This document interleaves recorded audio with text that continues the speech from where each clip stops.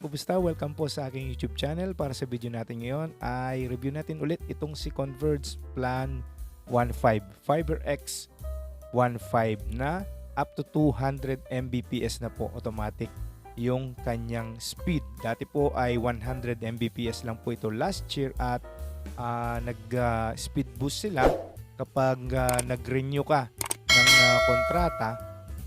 Kung halimbawa ay nasa 6 months na yung paggamit mo ay magiging balik 2 years po yung kontrata mo. Kapalit naman nun ay magiging up to 200 Mbps na po yung speed mo na dating 100. Ngayon po yung Plan 1.5 ay up to 200 Mbps na po agad yung speed. Hindi na siya 100 Mbps. Tapos depende po kung matsyempuhan nyo yung may promo sa lugar ninyo. Halimbawa sa amin, nung nag-apply po ako ay meron po siyang free installation fee. So yung binayaran ko lang po dati ay yung 1 month advance na 1.5. Yan po ay magagamit mo naman kapag gusto mo nang ipa-disconnect yung inyong connection kapag tapos na yung kontrata mo at gusto mo na siyang ipaalis.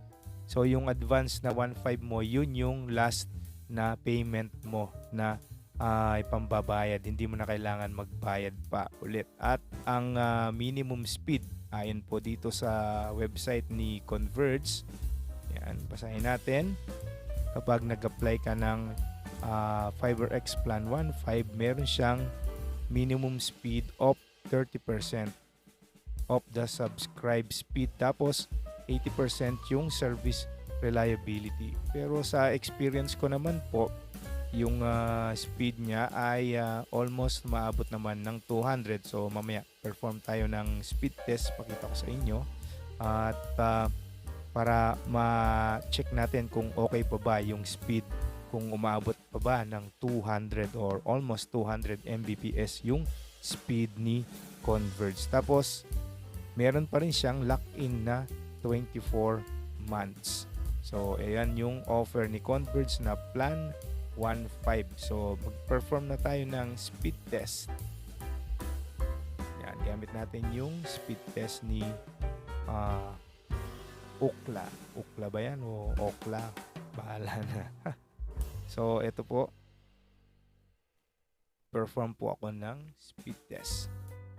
Una po ay nakakonect tayo sa 5 GHz. 5 GHz yan. Pasensya na, Kapampangan po tayo. Yan. Right.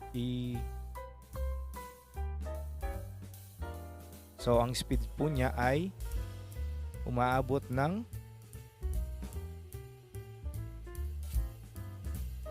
192 yung download or 191 yung download speed.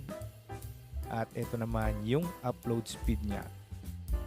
Upload speed is 206. Yan, 206, 191. O, malapit-lapit na sa 200 Mbps. Check naman natin yung sa 2.4 GHz. Gaano pa siya kabilis?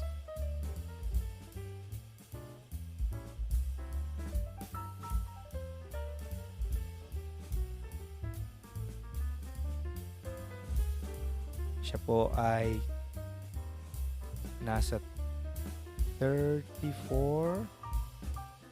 Tayo natin matapos. 39.6. At yung download speed naman niya ay 52.9. Yan po yung results ng speed test. Test natin ulit sa 5 GHz na lang kung reliable yung speed natin.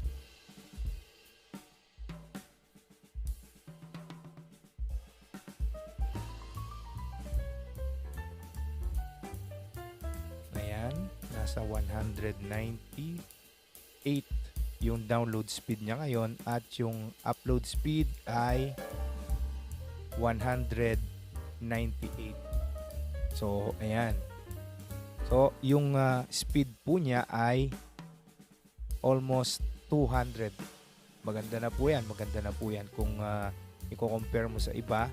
At para sa akin, yung service po ni Converge, matapos po yung 1 year na subscription ko po dito sa FiberX Plan 1.5 ay reliable naman. Siguro 4 times pa lang po yung experience namin na naputulan kami ng connection. Yung dalawa ay dahil po nagkaroon ng pagtataas ng mga poste dahil nagtatambak po yung dito sa amin, tapos dun sa Apalit nagkaroon din ng pagtataas ng mga poste, kinakailangang putulin yung mga kable at nagkaroon kami ng interruption ng mga ilang araw. Dahil po yan dun nga sa pag-upgrade ng mga poste. Tinaas po yung mga kable kaya kailangang putulin yung mga cable, tapos yung biglang masisira siguro mga 2 beses lang yung na-experience ko. So hindi po ganun siya kasirain compared po dun nga sa Globe ko dati. Yung Globe ko talagang yun yung pinaka hindi magandang experience po na internet connection na try ko, dahil pag nasira, Diyos ko po, ang tagal bago ayusin, bago dumating yung mga nagre-repair. Yan po ay base sa experience ko kasi parang hindi pa sila taga Pampanga kaya matagal. Sila din yung installer, sila din yung nagre-repair kaya medyo matagal. Kaya bumalik po ako dito sa Converge at nag-upgrade na tayo sa fiber. So maligaya naman po kami. At sa katunayan ay yung internet connection ko po ay sinishare ko pa nga sa mga kapitbahay sa labas.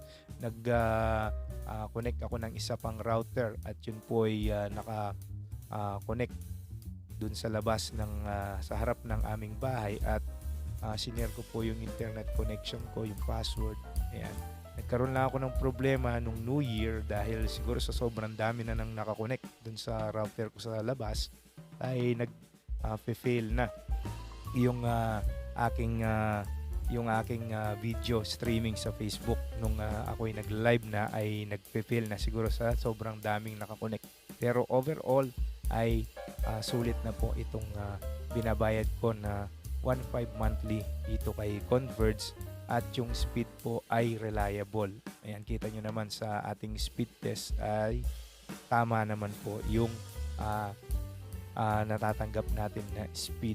Hindi po siya masyadong bumababa. Almost 200 po siya lagi. Ayan. At yan po yung ating update dito kay Converge Plan 1.5 after 1 year ng aking subscription. Ayan. Kung kayo po ay gustong magpa-connect ng Converge, lalo na kayo po ay dito sa Pampanga, ay ang masasabi ko ay maganda po ang service ni Converge at bihira lang po siyang magkaroon ng interruption.